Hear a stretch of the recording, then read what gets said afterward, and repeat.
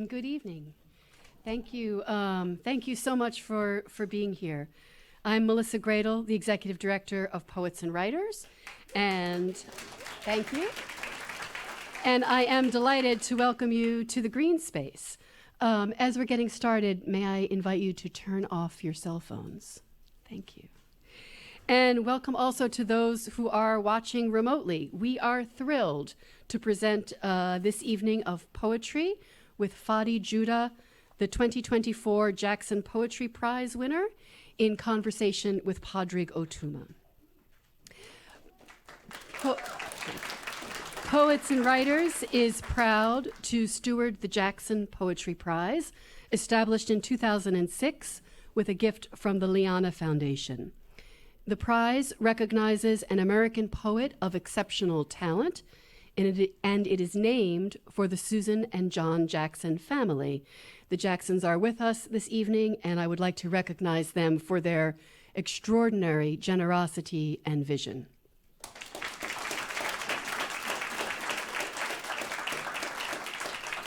In the 18 years since it was created, the Jackson Prize has grown to be one of the most prestigious awards for an American poet, and also one of the most generous. This year, the prize is $100,000. There is no application process for this prize. When it was created, Susan Jackson and my predecessor, Elliot Figman, who's also here this evening, set up a process that is kind of genius. It seems to me that it allows each year's winner to be surfaced by the community of poets, almost out of the collective consciousness of the literary community. Here's how it works. Each year, we invite 20 poets who pledge to remain anonymous to each nominate one poet they'd like to see win the award. We then appoint a panel of judges, 3 esteemed poets, who are charged with selecting a winner from among those 20 nominees. This year's judges were Natalie Diaz, Diane Seuss, and Gregory Pardlo. I am delighted that Greg is here this evening, and in a moment I'll invite him to the podium to read the judge's citation. But first, it is my pleasure to introduce Fady Joudah and Pádraig Ó Tuama. Fady Joudah is the author of 6 collections of poems: The Earth in the Attic, A Light, Text You, Footnotes in the Order of Disappearance, Tethered to the Stars, and his most recent book, published in January by Milkweed Editions, which has an unsayable title, sometimes referred to as bracketed ellipses. Just last week, as you may have heard, the book was named to the long list for this year's National Book Award. Joudah has also translated poetry from the Arabic and is the co-editor and co-founder of the Etel Adnan Poetry Series and Prize. His awards include the storied Yale Younger Prize, which he received in 2007, a PEN USA Literary Award, the Saif Gobash Banapal Award for Arabic Translation, for Arabic Literary Translation, the Griffin Poetry Prize, a Guggenheim Fellowship, and the Arab American Book Award. Fady lives in Houston, where he practices internal medicine. I am thrilled that joining Fady this evening is Irish poet and theologian Pádraig Ó Tuama. Ó Tuama is the author of numerous books of poetry and prose, including Prayers for Curiosity, Justice, and Love, Feed the Beast, Daily Prayer with the Corrymeela Community, In the Shelter, Sorry for Your Troubles, and readings from the Books of Exile. His most recent collection, Kitchen Hymns, is forthcoming from Copper Canyon in January. Ó Tuama is the host of the marvelous podcast, Poetry Unbound. And now, just before we invite Fady and Pádraig to the stage, Greg Pardlo will read the judge's citation.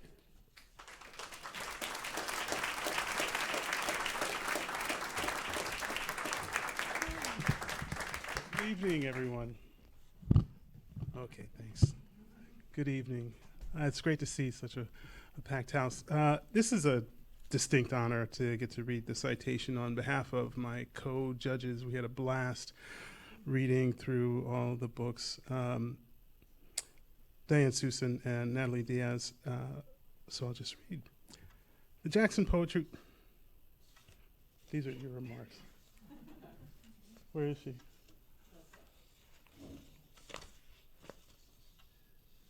Is this the citation? Ah, okay. When you're writing with three people, you kind of. The Jackson Poetry Prize celebrates Palestinian-American poet Fady Joudah's significant and evolving body of work, distinguished by his courage to speak in the face of the unspeakable, in poems of lyric concision and intensity. I write for the future, Joudah tells us, because my present is demolished. From the epicenter of that devastation, Joudah resists via the potent image, the senses, and the network of feelings, conjuring the smile of a child rescued from a bombed-out home, and two siblings who liberate their fish from the rubble of airstrikes. Speaking of and from the collaterals of war. Joudah's diction is slippery, elucidating the instability of language in bearing what cannot be born. This slippage echoes as well the fragility of selfhood and of love in the face of such annihilation. He demands love poems from a world so adept at withholding love. The current historical moment gives Joudah's most recent poems particular urgency, though his body of work has consistently explored mortality, the poem's capacity to archive the living and the dead, and to transform borders into thresholds.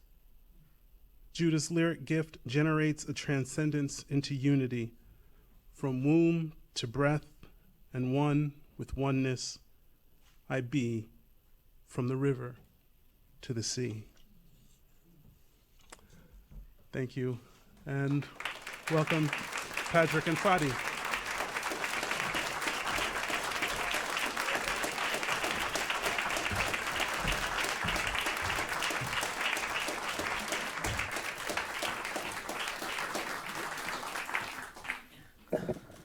So, where's my wife?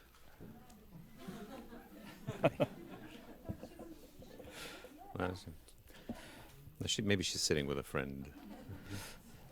well, you're all very welcome, and Fady Joudah, congratulations on the 2024 Jackson Prize. It is a great thing. I think the microphone just started now, but you're all very welcome, and Fady Joudah, congratulations on the 2024 Jackson Prize. Well deserved. Amongst the That's a nice citation. amongst the publications that you've done, you've published books in 2008, 2013, 14, 18, 2021, 2024, and these are just your own books of your own compositions along the way. As Greg mentioned, there's been translations also. What keeps you coming and staying with poetry? I think madness. I just realized a few years ago that when a thought comes into my head, I began to kind of notice that I'm thinking it in a poetic manner. I don't know exactly what that means, but it feels like everything I live for is for the idea of a poem that may or may not transpire on the page. So I don't think I worked at it consciously. I think it's maybe something from my childhood that is now taken hold. Yeah. I was going to ask about childhood and poetry. Do you have distinct memories of particular poets or writing poetry yourself as a child? I have particular memories of my father and my maternal uncle telling stories that included classical verses, or verses from classical Arabic poetry. Yeah. And so I would memorize them. And then my uncle or my father sometimes, and those were these were in the early 70s, so during the height of the PLO phase of the Palestinian struggle for liberation, and so some new poems would come out, and they would be in these, the Palestinian Affairs productions and publications, and they would read them, and sometimes they would recite them in an excited manner, and they would tell me, if you memorize it or this part of it, you'd get a quarter or something. Okay. So I have some of these. Quarters have just continued. Yeah, yeah, right. I'm going to give you a quarter for every poem you recite by memory tonight. And then also, this is really difficult to explain. I've tried before. In school, and my schooling was in Arabic. There was this game that we played that was particular to poetry in Arabic. Where, for those of you who may know ghazal, the form. So in Arabic, the function of the language allows for the rhyme, the radif, to be one letter.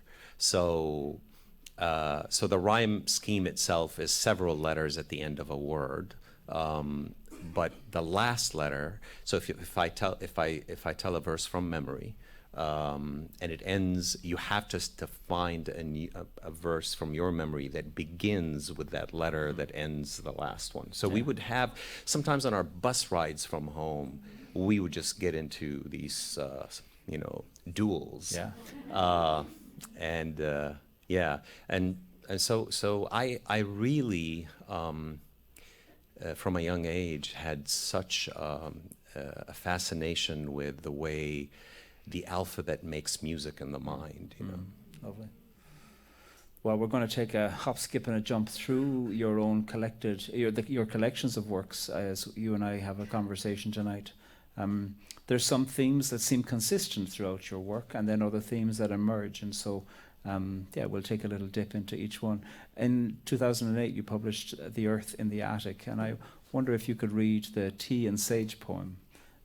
It's on page 28 here.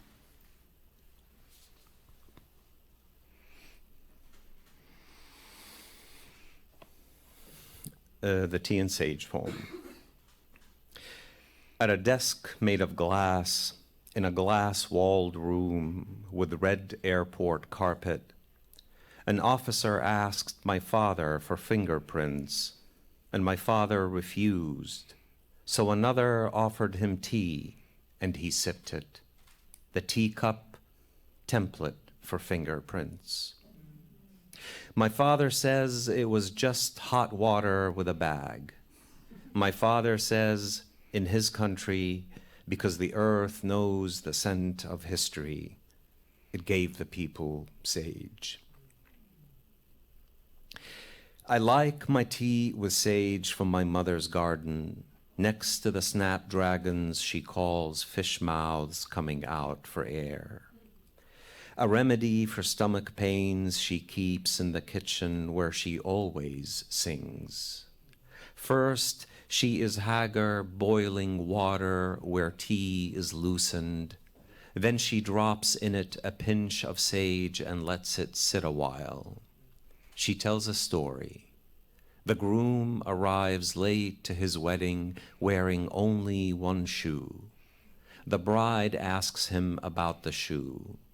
He tells her he lost it while jumping over a house wall, breaking away from soldiers. She asks, tea with sage or tea with mint? With sage, he says. Sweet scent, bitter tongue. She makes it, he drinks. Thank you. The Tea and Sage poem from The Earth in the Attic. I am so interested in the capacity, even in that very first book of yours, to put family, love, history, war, taste, sensuality too, all alongside each other, in the elegance of those unfolding lines. Was that something that you realized you had to do, or did you work at incorporating that into poems like this? I had a feeling from I guess a younger age now, that if I was going to, I guess this doesn't sound humble when you say this, but I think we all need a little delusion when we are in our own privacy.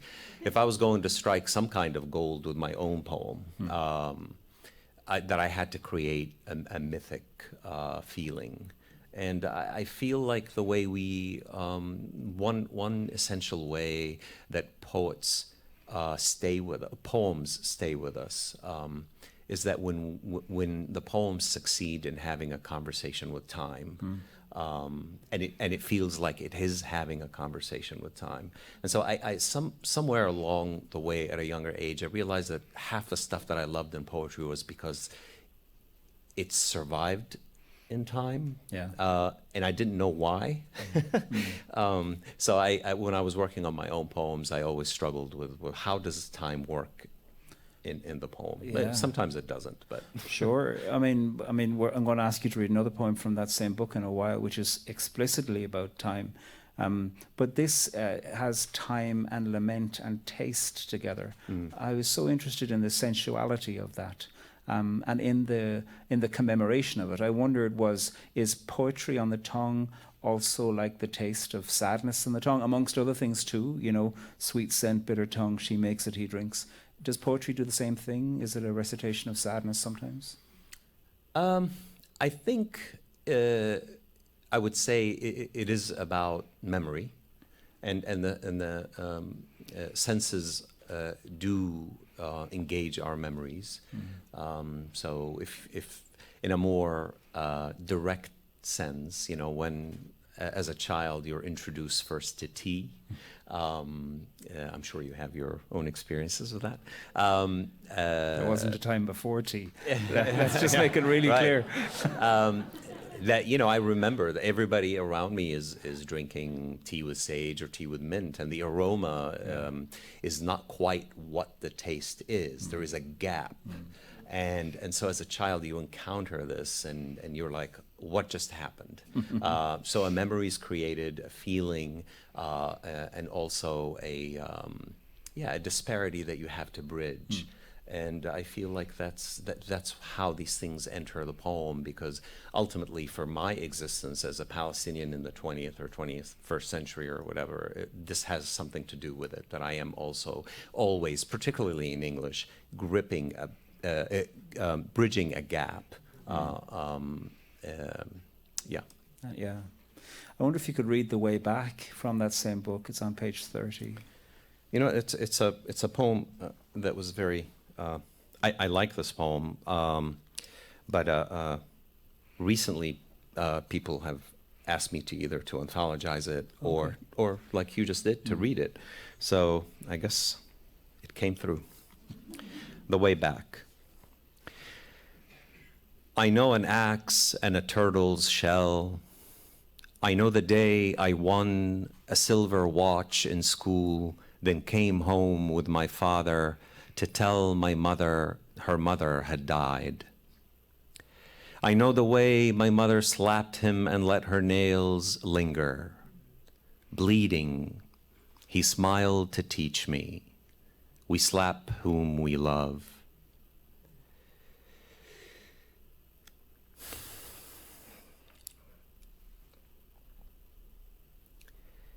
I know a boy and a turtle. Each time he held it, it withdrew. And my aunt was a sea and two borders removed. I know the summer she spent waiting for a visa, sitting in bed, knees bent to hold a book she was reading. No one had told her her mother had died. When she arrived, she smiled and kissed me. I said nothing. She wailed, and my uncle slapped her once. I know the sisters wanted, and the boy also wanted, to see the body inside its shell. There were shovels by the grave. There was an axe in the garden.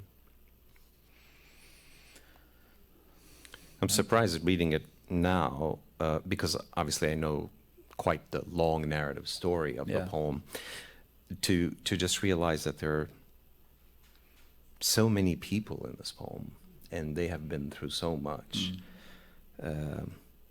My aunt, for example, has lived all her adult life in Libya, who has has had its shares of tragedies and hardships. I was going to ask you, what was time doing to you as you recited it? But you just told us. What was time doing to you as you recited that poem just I now? think everybody knew what it just did. Yeah. Yeah. Yeah. You have an interest in demonstrating things through image.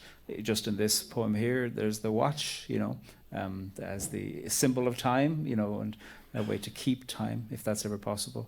And just by way of a quick overview about some of these other demonstrations that you use, potent images, as Greg mentioned from the citation. In another poem, Landscape, you speak about your mother.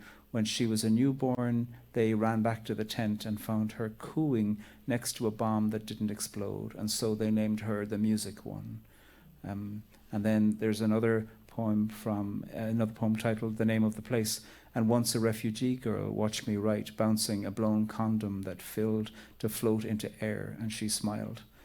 These poems, these images are like a short film, a short sequence, a short clip of a film. What is it that for you an image like this holds, and placing them alongside each other, sometimes in very shocking ways? I was relieved a few years ago when I read, I think it was, if I remember the name of the, Damasio, is it?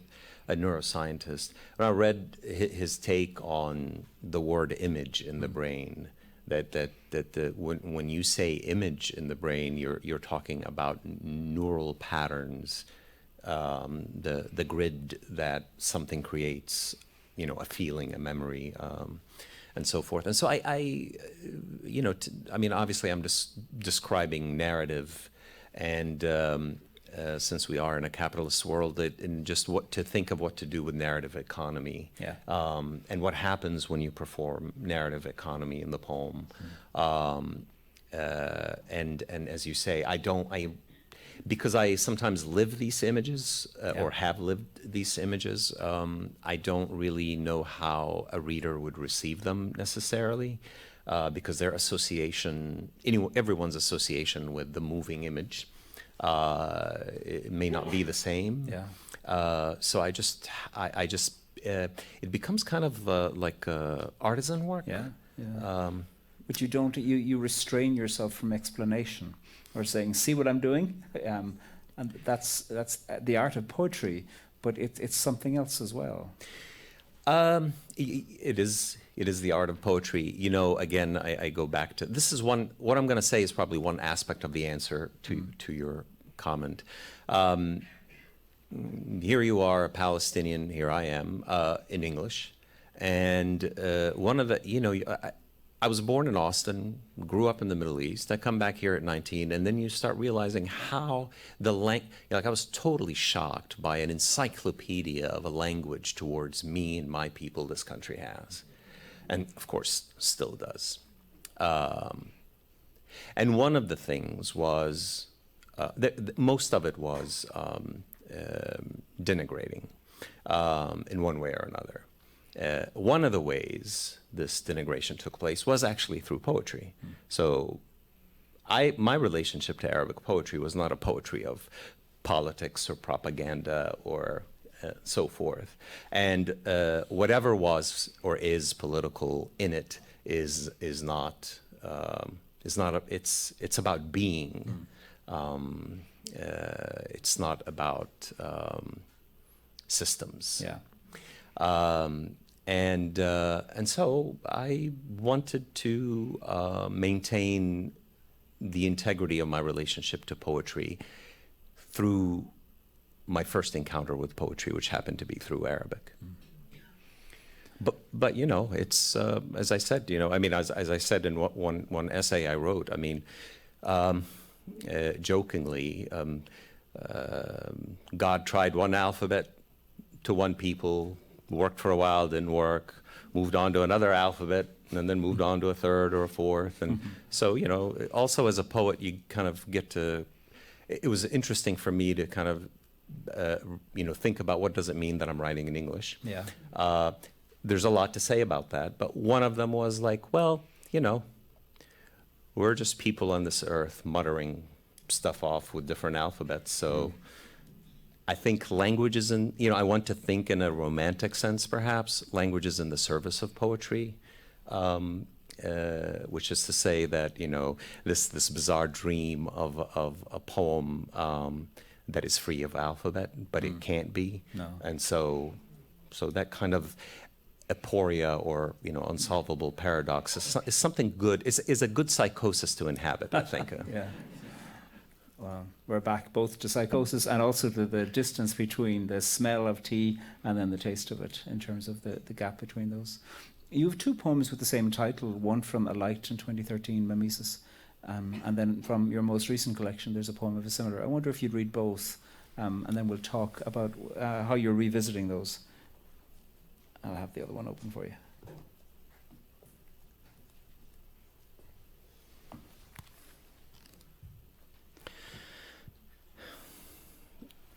Who here pronounces it mimesis? And who, come on. And who does mimesis? Well, you're not raising, oh, there you go, okay. I was gonna say it. Okay. Well, page 14, yeah. I was a mimesis person. There are two types of people in the world. This is an experiment in the act of mimesis that you're doing.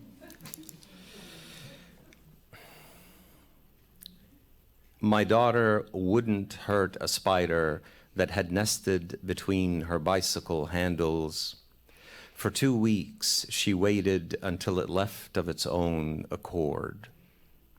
If you tear down the web, I said, it will simply know this isn't a place to call home, and you'd get to go biking. She said, that's how others become refugees, isn't it?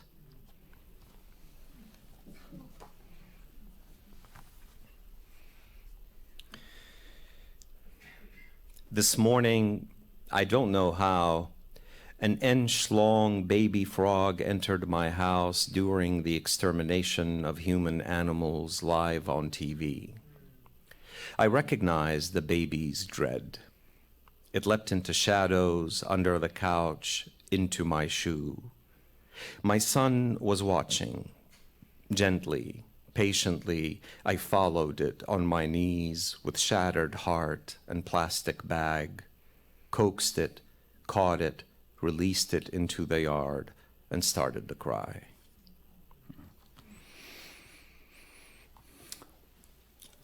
I wonder if you could tell me and tell us a little bit about the choice to revisit a poem of the same title in a way that I'm not sure if you call them companion poems, they certainly feel like they're in conversation, but I wonder if you could give us... So I just remembered that, when I was reading the Tea and Sage poem, that I do have a Tea and Sage poem and footnotes in the order of disappearance. And then in Tethered to Stars, I have a poem, I think it's Aquarius, that is in conversation, but that's my secret. Now it's not a secret, with the two Tea and Sage poems. And so there is a movement in my mind where I was really interested in the art of the incomplete poem and what that is. And I think it's a private conversation we, poets have, and you end up, returning to something for various reasons. But then you realize that it's actually, it can be a tool, that it can actually further an aesthetic signature, if you will. And I think that anyone who reads, who's in love with any particular poet, and you read their work, you will find out that they're repeating sometimes sentences verbatim, and sometimes if you get a chance to ask them, they might be coy or not. They might tell you, I don't remember. Are you going to be coy? Or no, I mean, the frog is out of the bag.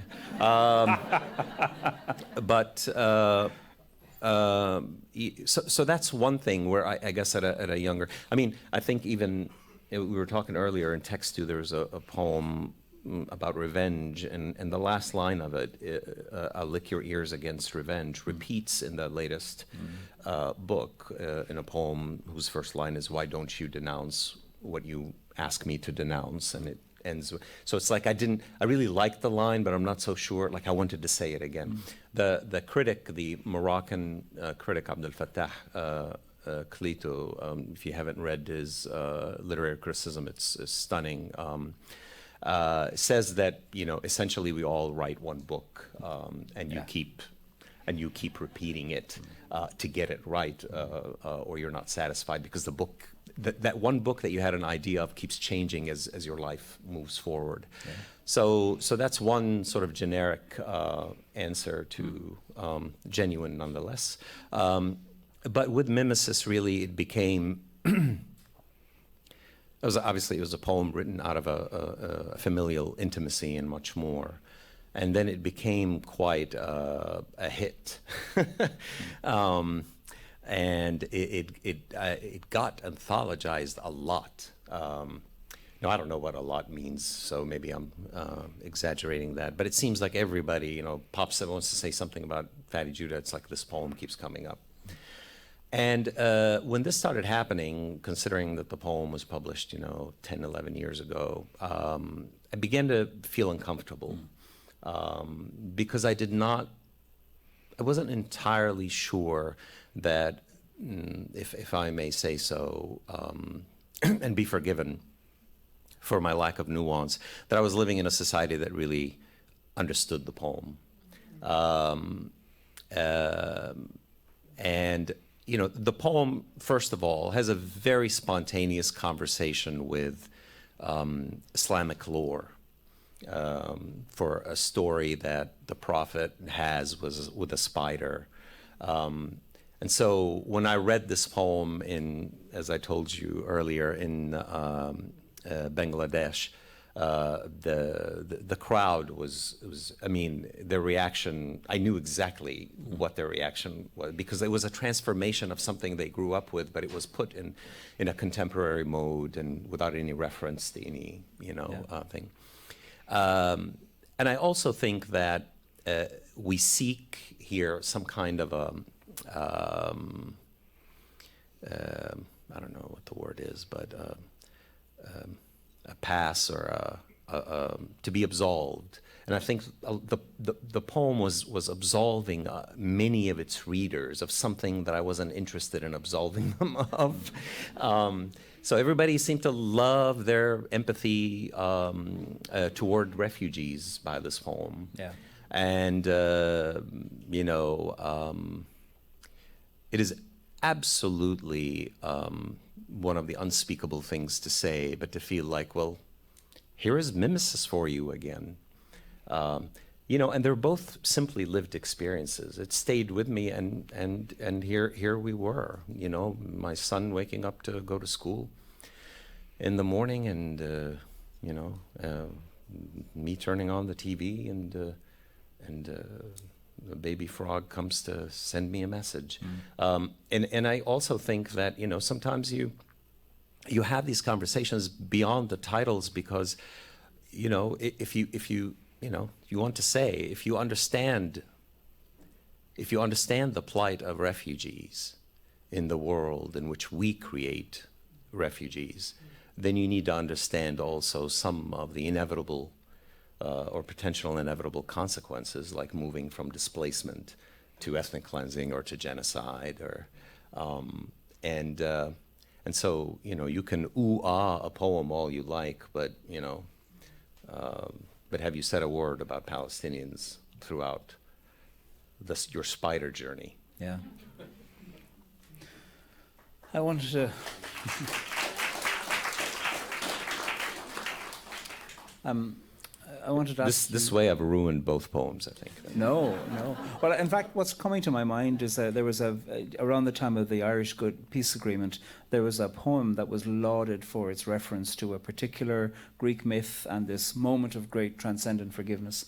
And it was published in the Irish Times within a week, and it became like this particular poem. And the poet, Michael Longley, was so uncomfortable with what he thought was going, why is this appealing and why is it popular? It's popular for the wrong reason, that he wrote a companion poem to go with it, and he will only, from what I know, he only ever reads one with the other, as a challenge to say, if you think you like this, and it really is a challenge to the audience, and I hear it in you too, a deft demonstration of control of interpretation, to say, I am uncomfortable and I'm writing a poem back to the mechanism of popular interpretation in order to make a poem of that. Yes. It's fascinating, and I find that to be the way that you return and revisit so often in your work is a way of, it's a conversation with where it is you hear your poems going, and the subject of your poems going too also. One of which I wanted to bring up, you speak about world terrors of war, of displacement, and you often do a frightening thing by locating it in familial settings or in local settings, you know. And I wondered if you could read the scream from Footnotes in the Order of Disappearance. So here we are. That's on page 29.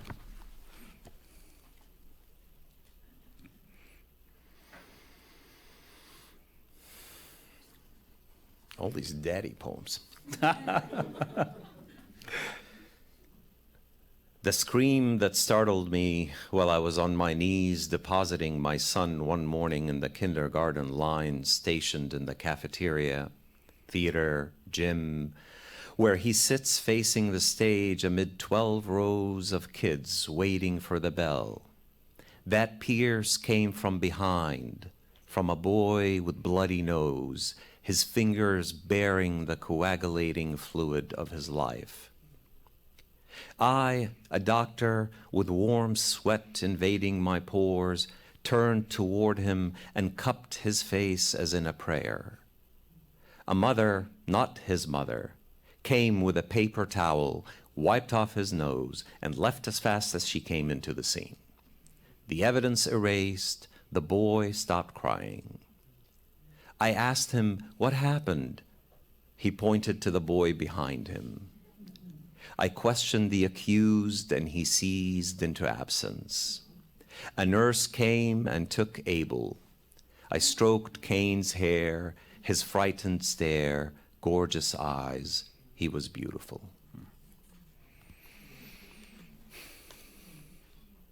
I wonder if you could take us into the intuition of that poem and the image you leave us with, the beauty of this boy, the accused, who's in silence himself. It was a frightened silence. Poor kid. I mean, you know, I think these moments are for all of us here. You encounter something. I could see how the value, the moral value that we would attach to a scene of violence like this, outside the children, even also including the children. And then you see that neither kid really, like a moment hit me where like they neither of them, I think it was like they were having an outer body experience. I don't think the person who punched knows, and I don't have to do psychoanalysis to figure out if there's abuse at the home or whatever, and I don't think the other kid was annoying or guilty or whatever it is. And I think it's like it's just it's amazing how occasionally one encounters how ordinary humans are. And I will repeat and say, we can't overcome our narcissistic love with ourselves. And, you know, we are the only speaking animals and linguistic animals that we are, and so forth. And then you run into some random day, you run into two kids like this, and they're completely, you know, the minds they're going to have, the minds we all have, but I don't know, it's one of those things you just can't explain. Yeah. I'm not able to capture the scream. I'd like to talk a little bit about Palestine and Palestinian identity in your work, and in your public speaking as well. You have you have many sequences in your work And there's a sequence in Tethered to Stars from 2021 called The Holy Embraces the Holy. And there's just a couple of narrative sequences from that I mean an Irish couple, which means three, I should say, of sequences from that I'd like you to read. Because there's a way within which you describe what it is that perhaps you've been indicating to others through what you've been saying. It's on pages 8 to 9, parts 11, 12, and 13. The Holy Embraces a Holy is a phrase from the late Jordanian poet Amjad Nasser, in a beautiful poem I translated called Petra, the Concealed Rose. And it's one, in my opinion, one of the greatest poems of place, of human place, because, of the miracle that Petra is. And so you said it was, which sections? 11, 12, and 13. In the sacred city, which is, Machu Picchu. In the sacred city, I wanted to visit the moon temple and Huayna Picchu.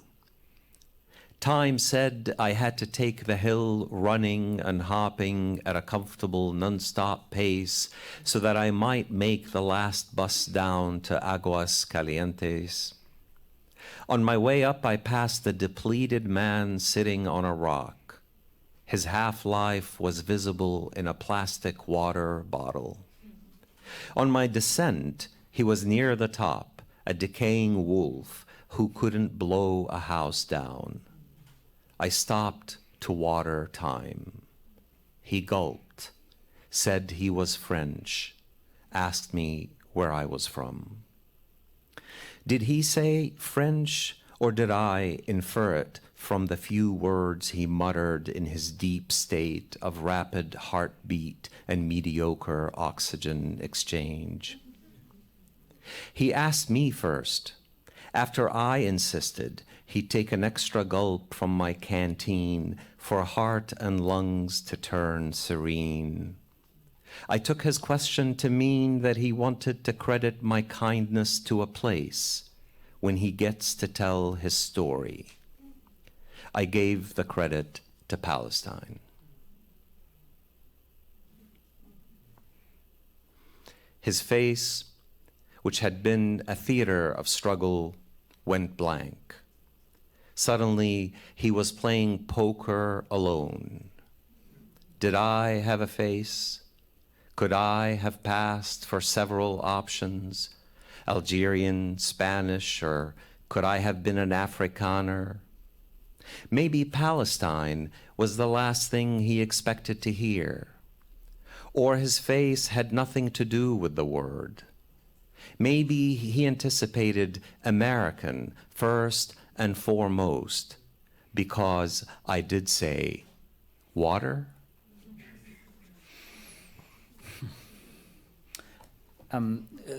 Credit kindness to a place. I know I'm slightly misquoting that, and the choice of Palestine. I love the introduction of Palestine through the narrative of kindness. I wonder if you'd say a little bit about that beautiful sentence. I think I bring it back again in the opening poem of the latest book. Going back to the earlier comment about encountering yourself in a society quite committed to your distortion, which I still think is putting it kindly. You're stunned by the incapacity of all of us as people to assume that the basic feelings for empathy, kindness, neighborly, etc., whatever, that you have, others also have. And so I insist on it. I insist on simplicity of it. It's I think in English some people for sure would read these things as some kind of a propaganda motion in the poem. But the truth is, recently I've been revisiting an uncollected Darwish poem called Passersby in Passing Words. And the whole idea of the poem is, if you cannot accept that we are here to remain, then just take whatever you want, but leave. I think Palestinians are just tired of the violence imposed on them. And I don't think that, you get these comments from a lot of thinkers and philosophers and historians and pundits and whatnot about some kind of mutual vengeance taking place. But usually history proves in many cases, of course not all cases, that often the oppressed would just like the oppressor to get the hell off their back. That's all. Yeah. I'd like to lead into talking about your most recent book, published this year, shortlisted, as Greg was saying, for the National Book Award in Poetry, with a title that is ellipses in square brackets. And I'd like to hear you say a little bit about the origin of this book before then choosing a poem to read from it. I had a file of a few poems because I started actually after Tethered to Stars, or actually after Footnotes, started writing in Arabic. I wanted to see what happens if I, sort of like doing a brain scramble, that I would scramble my brain and see what happens to language. Maybe return to some kind of a code that connects all languages instead of getting too caught up in the American specific, if I even was good at that. And so I had some poems in a file. Then, of course, October 7 happens and the genocide begins. And in a matter of 6 weeks, I wrote the book and included some of the previous poems and, composed it. That's really it in a nutshell. I had been thinking prior to that that we've reached a point in civilization. I am not the first to to discover this. We have Walter Benjamin, for example, who never published a book and has all this incredible writing, and it's even in its sort of sequential manner or fragments that still make perfect sense. You follow them, and but he never published a book, and just So I was always wondering, as a poet, how did it come to this idea of the poetry collection having to be theme focused, and having to have a title, and each poem having to have a title. Of course, I'm not the first one to wonder about this, because other people have written sequence books without titles and so forth. But then, having already been thinking about this, I had the older file titled Bookmaker. This whole idea of like, is this a progress for the poem, or is it actually corruption of it? I don't think that Shakespeare titled his sonnets, or even numbered them. I don't know, and so forth. And so I just, with the monstrosity of what was happening, which was, of course, for a Palestinian something you knew from a kid, because you're watching your life marked by these kinds of violences after violences, and that I just couldn't be bothered with naming. Yeah. Because obviously naming goes to an extent where we begin with naming, the Adamic naming and so forth, and it's good for a while, and then it turns into hell. Yeah. And then, so I was tired of naming. And you're going to read a poem. You've already read Mimesis from it, but you're going to read another poem from this latest book as well.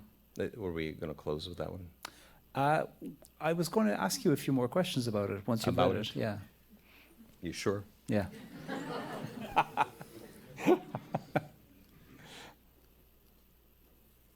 we're talking about this. Okay. Well, this is a long poem. I'm going to stand to read it.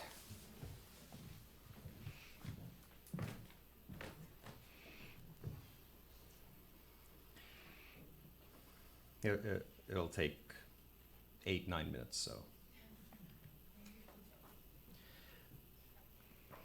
Dedication. To those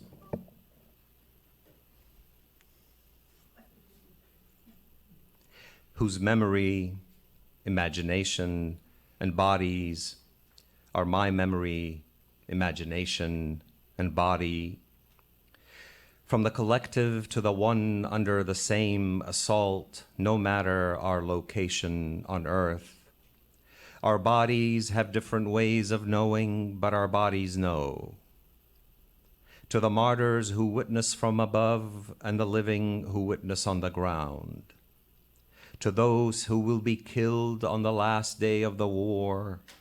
To those who will be killed on the first day after the war ends. To those who succumb in the humanitarian window of horror, an hour before the pause, a minute after. To those who die of a broken heart during and after the war. To those who gather their families to die together so that no survivor suffers survival alone. To those who scatter their families so that they're not all wiped out from the civil record. To the babies whose death certificates marked their brief presence on earth before their birth certificates could be issued, they were not given names. To the elderly who endured 48 and lived to see their descendants erased. To the young born under the sign of siege and are the only members of their families left. Will you stand up and form a small nation? To those who died because dialysis was no longer possible. No water, electricity, and fuel. You were murdered. To those who will develop kidney stones and liver failure from unclean water. To diarrhea, cold, and flu. To those who are maimed and will search for their missing limbs underground, across borders, and won't find their extremities after they find them. To those whose cherubic hearts couldn't handle the shock, and to those whose nicotine hearts blocked the flow, you too were killed. To those who were killed because they refused to leave their homes to live in tents. To those who were killed on their way to the tents. To those who were killed in their tents with the cats they sheltered. To those who were killed in UN shelters and in schools. To those who were killed because they were medics, nurses, doctors, teachers, coders and decoders, and the last honest journalists. To those who thought their biggest fear was to outlive their children. To those who are free of the fear of death because tyranny spoke its final answer and it was total. To those in a concentration camp the size of a metropolis, the only life they knew. To Jerusalem and Jenin. To Jenin and Jerusalem. To the children who played in the craters the bombs made if the sand was right. The bodies we count are not the bodies we retrieve from the river to the sea, and the bodies we retrieve are not always identifiable. To those who guard their dead from the starving dogs of war who are different from the dogs of war that starved them. To those who cannot guard the corpses from rats. To those who rummage through the rubble for clothes, gloves, forks, plates, soap, toothpaste, and wooden furniture to burn for cooking and to keep warm. They will not accept your apology after the genocide, O theology of empire. To diapers, scissors, sanitary pads, to shoes, prenatal care, and onesies. To beards and headscarves. To erased archives that housed centuries. To pulverized libraries. To St. Porphyrius and the Omari Mosque, and to those who hold vigils day and night for a hand sticking out of a crack in the wreckage. Wave to us, can you wave to us, they say, and she does, and it buoys them from the river to the sea. To those who never heard her voice and loved her in silence, to those who cried over the animals they left behind, some cows, some goats, many chickens and ducks, and to the ducks and chickens that starving dogs did not spare, to the roosters crowing over the rhythmic blasts, to starlings, sparrows, seabirds, sardine and mullet, to mules and donkeys dying of 1,000 cuts. Who's whispering in your ears? To the horses led from stable rubble to rubble stable, to palm trees, za'atar, basil and tomatoes that weapons poisoned, to palm trees, the natural reserve for the phoenix ashes, to olive oil, preserver of time, to natural gas reserves, may you be a stake through the heart of vampires, to flour, bread, and bakeries, to those who did not fulfill American media's requests to boil the ocean, those who couldn't celebrate their birthdays with cake and candles during the massacre, to the martyrs who did not furnish their photos for their killers to air them on their compassionate TV, to the martyrs who did not speak English, to the relatable and unrelatable, the translatable and untranslatable Palestinian flesh, to those who recite the verse of return, to those whose minds have shattered into shrapnel nothing can remove from their souls, to those with dementia. May it save you from the full scale of terror.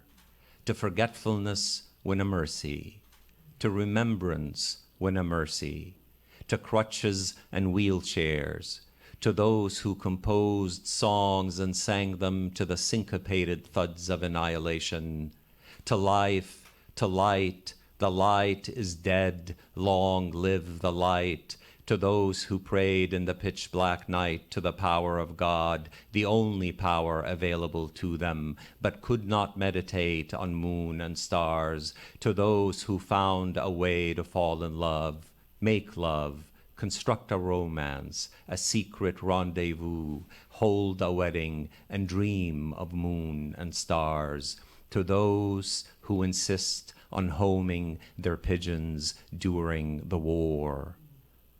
Have your pigeons come home? To those, to those, to those, we are not afraid of love, from the river to the sea.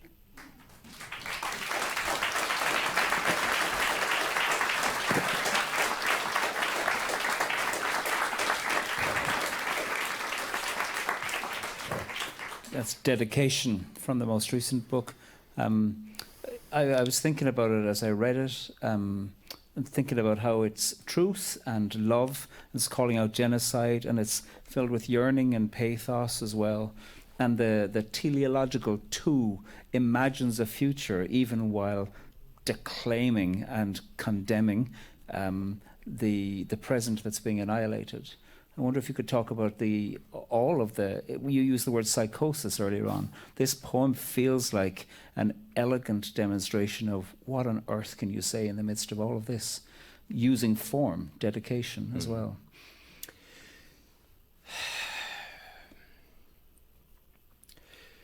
It's hard to speak after reading it. I think those of us who actually care to follow the news and understand that, you know, this is almost like you can say that it's an archival poem, but there has to be a form in which the unspeakable is both specific and universal. You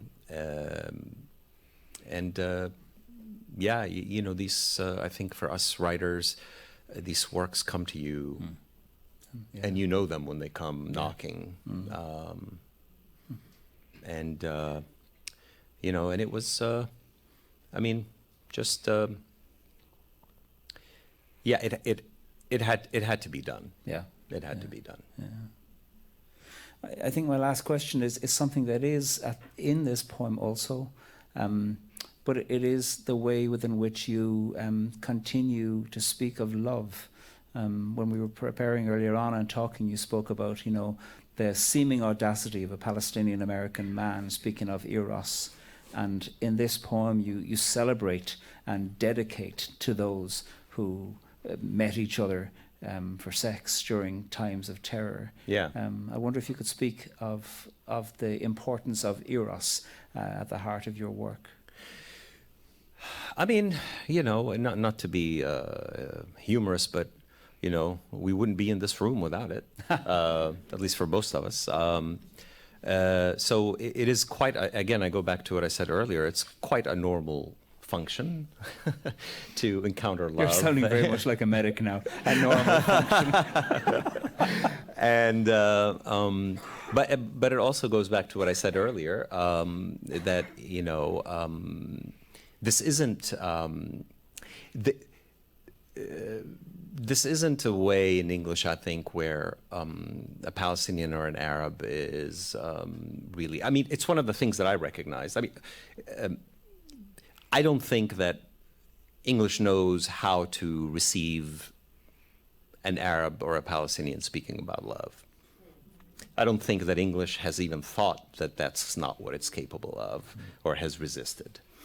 I don't think this is an exceptional experience for the Palestinian or the Arab in English, but you know, so I think that's why, as I say in the opening poem, these things for me are not hard to see, and so you just work on them because they're there, and there is like this kind of gap, and you know, things are slotted. So I begin to think of how do I speak about love as an ordinary thing, as an ordinary desire for us, even though it's not easy to wrap our being around love often in the way that we hope or aspire to. But how do I speak of it in the midst of speaking of all the other things? Because it becomes a force of liberation, I think. And a conversation with and also against civilization as we know it, as some kind of an inevitability that wants to govern, you know, the way others are moral beings, and also, you know, give us room to dominate others with a sense of moral supremacy. So it is really interesting to put love through the language of time, because I think it does a lot of good work. Well, Fady Joudah, I know everyone here is delighted to have been present for your reading and your conversation tonight with the Jackson family and the staff and board of poets and writers. We all join in congratulating you on receiving the 2024 Jackson Prize for Poetry. Thank you very much.